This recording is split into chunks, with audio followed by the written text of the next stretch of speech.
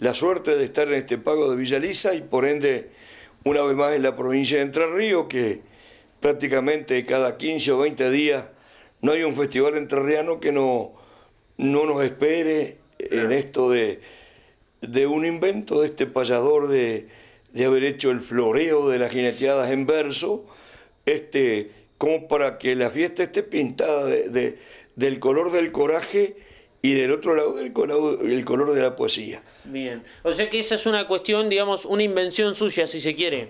Sí, en Jesús María hace muchos años, cuando en Domas Largas, lo que se le denomina floreo, ¿no?, que es el verso que el relator le pone a cada jineteada, ¿no? Difícil trabajo, ¿no?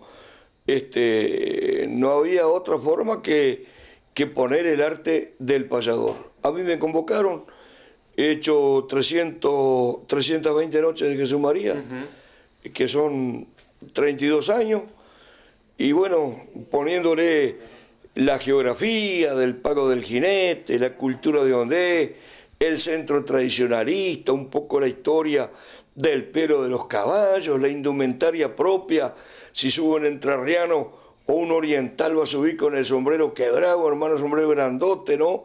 La bombacha también de otro estilo. Y bueno, son cosas que personifican lo que es, hermano, la costumbre nacional de un festival, o decir provinciana de un festival, donde el payador tiene que entrar a jinetear el reservado de los versos en cada una de las jineteadas, ¿no? En este caso es lo que venimos a hacer acá a Villa Elisa mañana, si Dios quiere. Claro, totalmente. Gustavo, ¿cómo tiene que ser una payada?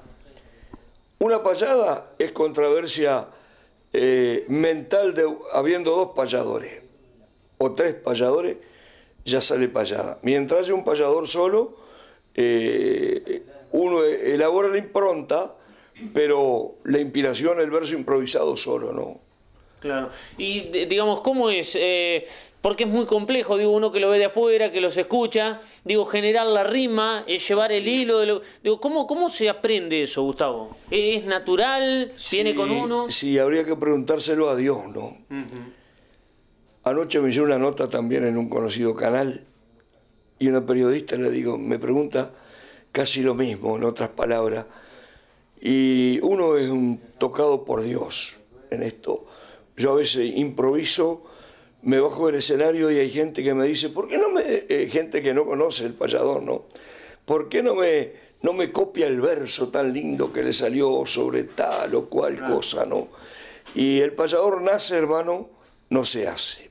Pero el ser payador no se estudia en ningún lado. No. Por ahí anda gente joven haciendo talleres de payadores, pero es la práctica de la rima. No de ahí a tener que hacer una décima, por ejemplo, decir, sin derecho y sin revés hago de versos derroche, bajo el cielo de la noche que cobija Canal 10. En Entre Ríos, esta vez si el payador improvisa y le pone la precisa, estaba pensando que la noche de Canal 10 me encuentra por Villa Elisa. Pero qué gran. Eso es el payador.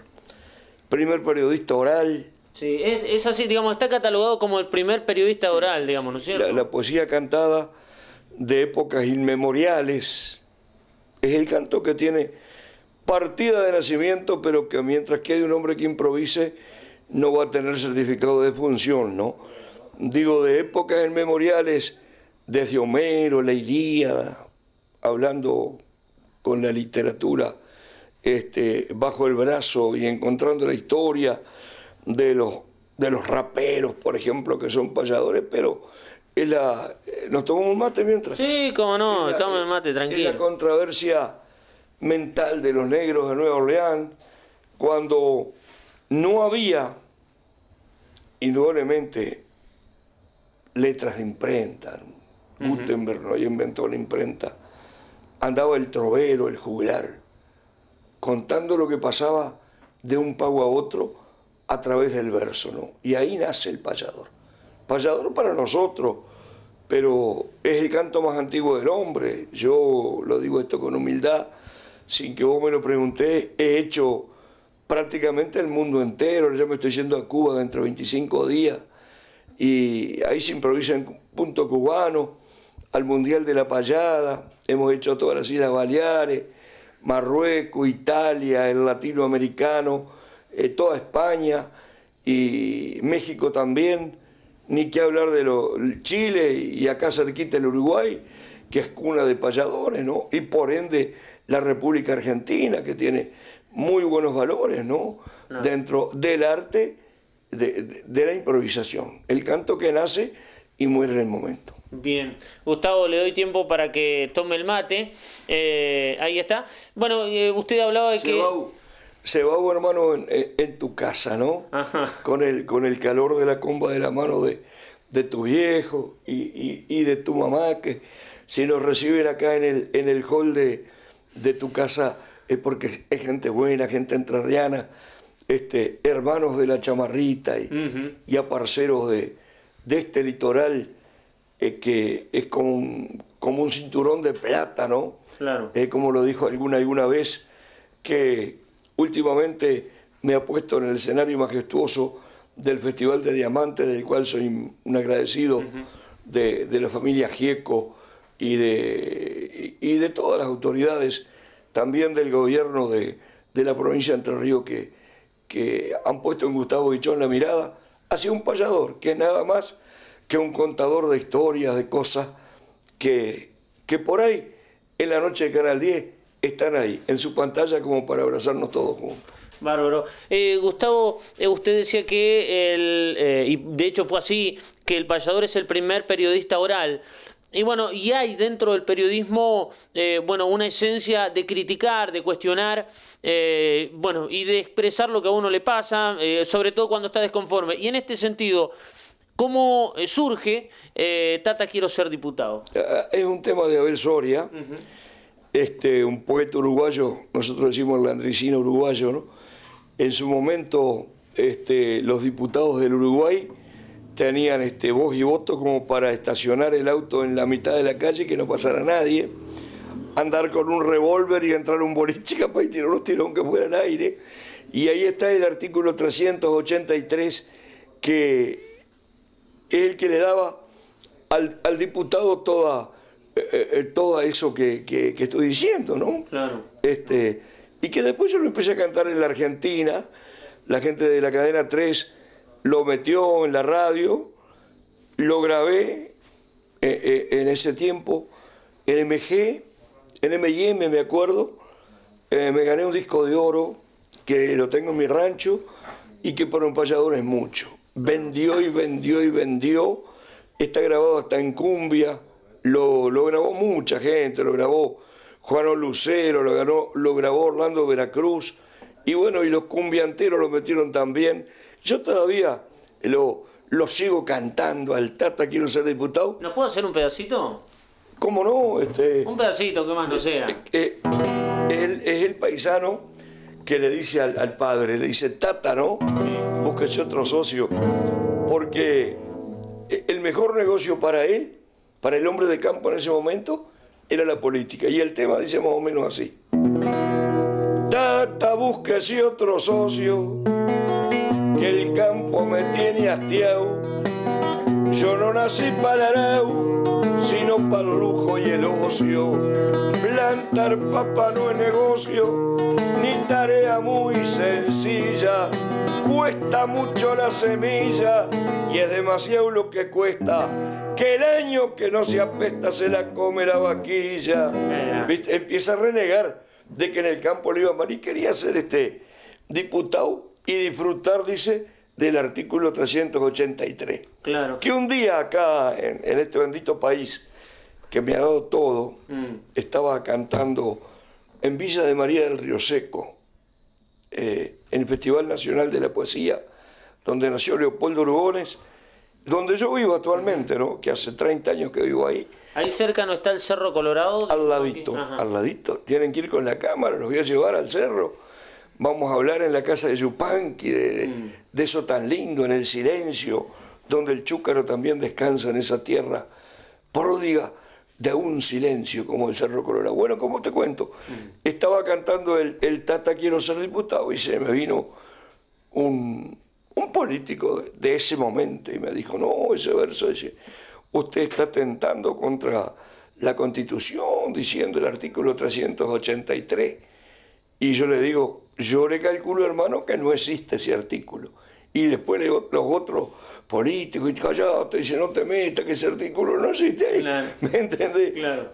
Muy vivo Soria para escribir el verso en un artículo inexistente, el 383. Qué grande. ¿Cómo es que ha surgido Donde no cruzó la ciencia, que es un tema conmovedor de su repertorio? Donde no cruzó la ciencia es una historia un poco, tengo entendido, cierta, y que puede pasar acá y puede pasar allá, pero nació en el departamento de Durazno, en Sarandí del G, un poeta amigo mío, nombre que era albañil, don David Piñata Cardoso, que de arriba de los andamios y con el polvillo de los ladrillos y el papel de astraza que por ahí cubre los chorizos que traen los albañiles, ¿viste? Para comer la picadita, ¿no? Con el vino, él iba cantando la historia de arriba, de lo que él iba imaginando, y su hijo le daba forma al verso, y cuando llegaban a la casa después ya lo redondeaba, ¿no? Dice que Donde no cruzó la ciencia es la historia de un hombre negro, moreno, muy emparentada con los negros también de José Gervasio Artigas, ¿no? Era un hombre negro que trabajaba en una estancia y un día en una yerra quebró una res. Y al quebrar la res, al patrón no le gustó y lo echó. Bueno, el negrito se fue. Al poco tiempo arreciaba el temporal de Santa Rosa, temporal Temporal de la leyenda. Temporal de la leyenda, ya te hacía unos párrafos. Entonces, al arreciar el temporal de Santa Rosa, que es un temporal tan bravo, el médico que tenía que atender la gurisa que se le enferma al patrón estaba del otro lado del río, ¿no? Dando recetas por seña, como dice, ¿no? Y llega en un caballo tordillo, que es el más nadador, el moreno de esta historia, le pide la gurisa al patrón y lo único que le pido, dice, que me la den desenvuelta, dice. Ya ven que el diablo anda suelto, pero que Dios me proteja. Y cruza el río y se tiró corriente arriba, mirá vos la poesía, ¿no? Y la historia, que no hay ningún desperdicio en este verso.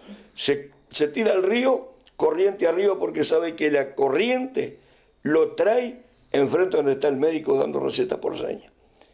Y se parecía un escapulario sobre un albardón de tierra, ¿no? La chica era un escapulario y el negro era un albardón de tierra por su tez morena, ¿no? Y el caballo tordillo, que es el caballo pescado, el caballo más nadador, según dicen los paisanos, es bravo para los rayos y para la centella, pero no para el agua, hermano. Le salva la vida a la gurisa de esta historia, de Donde no cruzó la ciencia, del autor David Piñata Cardoso.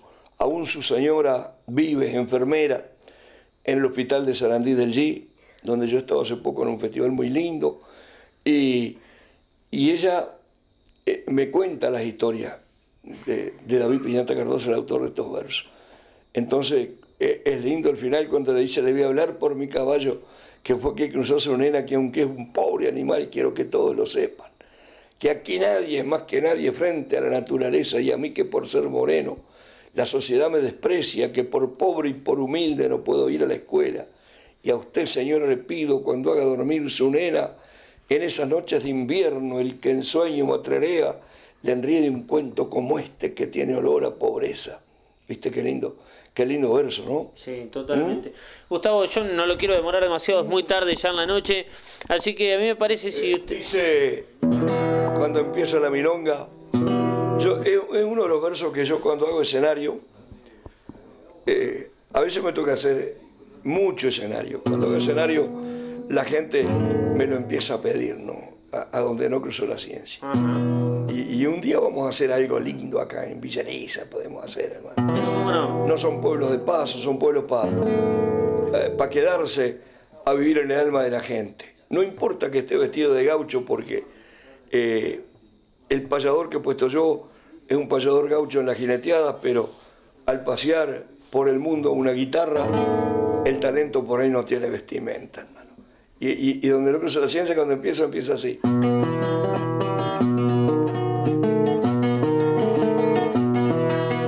Se presentó Santa Rosa, temporal de la leyenda, que llevaba una semana apaciguando una seca. Se habían cortado los caminos, aislando gente y hacienda. La estancia se despertó con un sabor de tragedia. La mimosa del patrón había amanecido enferma. Era una rubia preciosa, un ángel sobre la tierra, y a juzgar por el establo alumbraba cosa buena. El patrón por el teléfono le habló al doctor que saliera, que iba a salir también para adelantar la enferma. Pero al llegar al arroyo, para cruzar los dián de yerba, estaban llenos los cauces, más de 2,5 cuadras. Allí terminó el camino, allí empezó la tragedia. La madre abrazada a su hija miraba el agua revuelta y el doctor en la otra orilla dando recetas por señas. ¿Viste?